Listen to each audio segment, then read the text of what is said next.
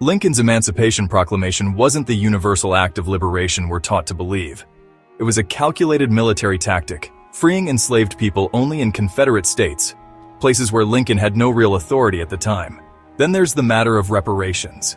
After slavery's so-called end, it wasn't the formerly enslaved who received compensation, but the white slaveholders. The government wrote checks to oppressors while offering black people nothing but a freedom laced with poverty, criminalization, and racial terror. And let's not forget the convict leasing system, a loophole that allowed slavery to continue under a different name. When we examine what really happened on June 19, 1865, and in the years that followed, a different picture emerges. In 10 days, on June 19, 2025, communities across the United States will gather for Juneteenth. They will come together for parades, cookouts, and festivals to mark a day that has become a federal holiday. It is widely known as the day that commemorates the end of slavery in America. The popular story tells of Union soldiers arriving in Galveston, Texas, to finally deliver the news of freedom to the last enslaved African Americans. This narrative is one of delayed but definite liberation, a joyful end to a dark chapter. It is a story we tell ourselves because it is clean and it is simple. But the history of Juneteenth is far from simple. It is a story filled with contradictions, delays, and deliberate resistance. The holiday is not just about a delayed announcement, it is about a freedom that was intentionally withheld and then offered with conditions that were themselves a form of control. To truly understand Juneteenth, we must look past the surface of the celebration. We have to confront the uncomfortable truths that are woven into the fabric of this day. These truths reveal that the end of legal slavery was not the end of oppression for Black Americans. It was the beginning of a new and different kind of struggle. The common understanding of Juneteenth often positions Texas as a place that was simply the last to hear the news. It suggests a problem of slow communication in a vast country. This version of history is misleading. It absolves the state of its active role in perpetuating human bondage. Texas was not a passive bystander. It was a sanctuary for slaveholders. Enslavers from other southern states intentionally moved to Texas with their human property to escape the reach of the Union Army. They knew that emancipation was the law, but they chose to ignore it for as long as they possibly could. This was not ignorance, it was defiance. Therefore, as we prepare for the celebrations of 2025, we must embrace a fuller story. Juneteenth is more than just a party. It is a profound historical marker that demands our honest reflection. It asks us to examine the promises of freedom and to see clearly where those promises fell short. It is a day for reckoning with a history that is complex and painful. By doing so, we honor the resilience of those who endured generations of bondage and fought for a freedom that was far more complicated than a single announcement on a summer day in Texas. The story of emancipation often begins with President Abraham Lincoln and the Emancipation Proclamation. We learn in school that on January 1, 1863, Lincoln freed the slaves. This powerful act is presented as a moral triumph that ended slavery across the nation. However, this account is a simplification of a much more complex political and military strategy. The Emancipation Proclamation was a document with carefully drawn boundaries. It was a wartime measure designed to weaken the Confederacy, not a universal declaration of human rights for all enslaved people. Its power was conditional, and its reach was deliberately limited from the very start. The proclamation declared that enslaved people in states in active rebellion against the United States were thenceforward and forever free. This sounds comprehensive, but the key phrase is in active rebellion. This meant that the proclamation did not apply to the border states that remained loyal to the Union but still practiced slavery.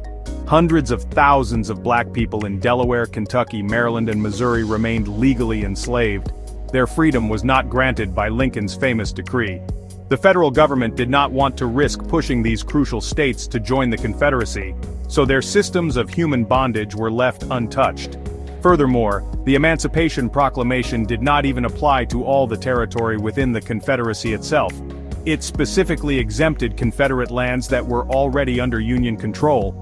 This included most of Tennessee, several parishes in Louisiana, including the city of New Orleans, and parts of Virginia that would soon become the new state of West Virginia. In these regions, the institution of slavery was allowed to continue with the Union's blessing. The proclamation was a weapon of war, aimed only at the enemy. It was not a tool of universal liberation for every enslaved person in the country. This reality complicates our understanding of the Civil War and the path to freedom. It shows that emancipation was not a single event but a slow, messy, and incomplete process. The freedom promised in the proclamation was contingent on a Union victory, a victory that was not yet certain in 1863. For the enslaved people in the border states and Union-occupied territories, freedom would have to wait. It would not come until the ratification of the 13th Amendment to the Constitution in December 1865, a full 6 months after the events of the first Juneteenth in Texas. On June 19, 1865, General Granger read General Order No. 3 in Galveston, Texas, declaring all enslaved people free. This moment is the foundation of Juneteenth, marking the end of slavery in Texas. But the order also warned freed people to remain at their homes and work for wages, not to gather at military posts, and not to be idle. Freedom was given with one hand, but constrained with the other, a reminder that the struggle for true freedom was just beginning. After the Civil War, the nation faced the monumental task of rebuilding. A central question was how to address the economic legacy of slavery. For centuries, immense wealth had been generated through the unpaid labor of millions of black people. A just solution might have involved providing the formerly enslaved with some form of restitution for their stolen labor and lives. This could have taken the form of land, money, or educational resources, often summarized by the phrase 40 acres and a mule. This was the reparations that formerly enslaved people desperately needed to build independent lives in a hostile country. However, the United States chose a different path. Instead of compensating the people who had been enslaved, the government compensated the people who had enslaved them. The most glaring example of this policy was the District of Columbia Compensated Emancipation Act of 1862. This law ended slavery in the nation's capital, but it did so by paying slaveholders for their loss of property. The government paid up to $300 for each person freed, distributing nearly $1 million to the former enslavers of Washington, D.C. The black men, women, and children who were freed received nothing. This policy sent a clear and devastating message. It affirmed the idea that the true victims of emancipation were the white slaveholders who lost their human assets, not the black people who had endured generations of brutal exploitation. The government prioritized the financial interests of the oppressors over the human rights and economic needs of the oppressed. This injustice was not limited to the District of Columbia. Similar patterns emerged in other places, and the principle of prioritizing the wealth of enslavers shaped the broader policies of the Reconstruction era, leaving black Americans economically stranded. The failure to provide reparations to the formerly enslaved had catastrophic and long-lasting consequences. Without land, capital, or institutional support, most black families were forced into sharecropping and tenant farming. These systems were designed to keep them in a cycle of debt and poverty, tied to the same land they had worked as slaves. The economic disparity created in this moment has never been resolved. It is the historical root of the racial wealth gap that persists today. Juneteenth, therefore, is also a reminder of this profound economic injustice and the unpaid debt that America still owes to its black citizens. The 13th Amendment ended slavery in 1865, but its exception clause allowed forced labor as punishment for crime. Southern states quickly passed black codes, criminalizing black life and leading to convict leasing, slavery by another name. These laws evolved into Jim Crow, enforcing segregation and denying civil rights for generations. Today, the legacy lives on in mass incarceration. Juneteenth is not just a celebration but a call for ongoing justice and true freedom.